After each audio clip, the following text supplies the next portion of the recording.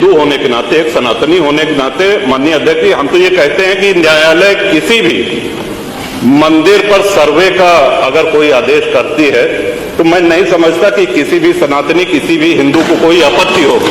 हमने किसी के धर्मस्थल तोड़ के अपने धर्मस्थल नहीं बनाए। करें, जहां करना हो सर्वे करें। हम कभी गुम्मा अद्धा नहीं चलाएंगे, हम पत्थरबाजी, हम न्यायालय के निर्णय का सम्मान करेंगे। न्यायालय ने किसी सर्वे का आदेश दिया तो उस आदेश को पलटने के लिए क्या तरीका है?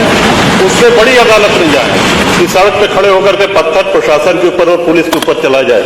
इस सदन की कार्रवाई लाइव देखी जाती है, रिकॉर्ड रहता है। माननीय नवाब साहब हमारे बहुत अच्छे मित्र हैं, साथ में मंत्रिमंडल में भी रहे। पहली बात तो ये स्पष्ट हो जानी चाहिए कि जो सर्वे हो रहा है वो न्यायालय के आदेश पे हुआ है। और जितने लोग बोले हैं इन्होंने पत्थरबाजी का कोई जिक्र, कोई चर्चा नहीं की। अब हम एक चीज तो ये भी जानना चाहेंगे कि क्या पत्थरबाजी करने से न्यायालय का आदेश बदल जाता है? अगर न्यायालय ने किसी सर्वे का आदेश दिया तो उस आदेश को पलटने के लिए क्या तरीका है?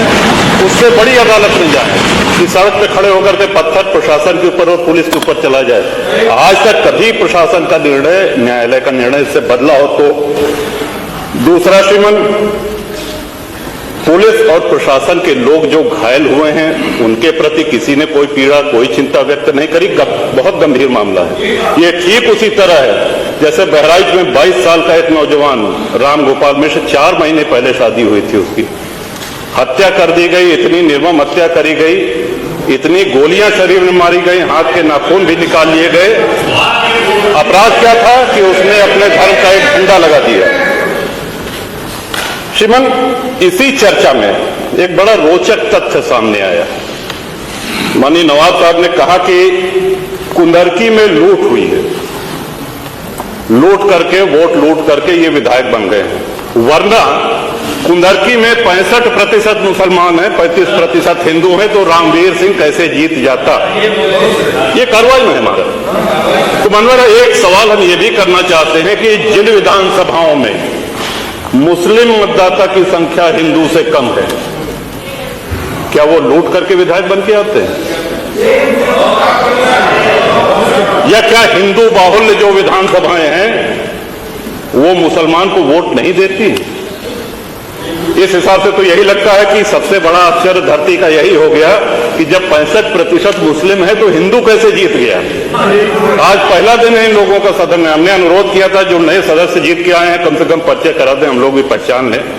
हमारा कोई परिचय नहीं है रामवीर जी से, लेकिन वो निर्वाचित सदस्य हो चुके हैं, सदन के सम्मानित सदस्य हैं। उनका इस तरह से अपमान करना, उनको लुटेरा कहना, ये तो आपत्तिजनक है। और सर्वे हम बोल लें तो आप बोले।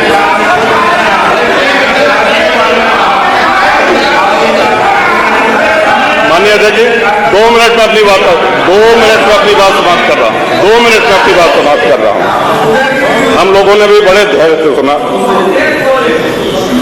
तो इस सदन का एक क्राइटेरिया, एक मापदंड क्या ये तय मान लिया जाए कि जहां हिंदू अधिक है वहां हिंदू विधायक को ही जीतना चाहिए, मुस्लिम विधायक सिर्फ वहीं से जीतना चाहिए जहां मुस्लिम की आबादी 50% से अधिक है?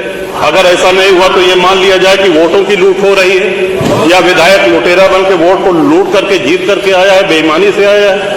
तो श्रीमान, ये तो इन शब्दों को कार्रवाई से हटाया जाना चाहिए। ये सदन के विधायक का अपमान है। और एक बात और कही गई कि सर्वे शांतिपूर्ण चल रहा था।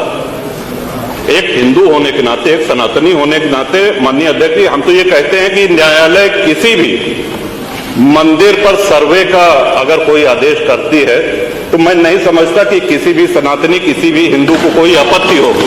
हमने किसी के धर्मस्थल तोड़ के अपने धर्मस्थल नहीं बनाए। करें, जहां करना हो सर्वे करें। हम कभी गुम्मा अद्धा नहीं चलाएंगे, हम पत्थरबाजी, हम न्यायालय के निर्णय का सम्मान करेंगे। तो शासन का काम, प्रशासन का काम तो न्यायालय के निर्णय को लागू कराना होता है। तो इसलिए माननीय अध्यक्ष जी, इस पे चर्चा कराई जाए। चर्चा में भाग लेने की इच्छा इधर भी है, इधर भी है, बहुत से लोगों की है, और चर्चा कराई जाएगी तो बहुत सी सच्चाइयां सामने आएंगी। बहुत बहुत तो लाइक करें और साथ ही चैनल को फटाफट सब्सक्राइब कर बेल आइकन को जरूर दबा लें, जिससे ऐसी हर बड़ी अपडेट की नोटिफिकेशन सबसे पहले पहुंचती रहे आप तक।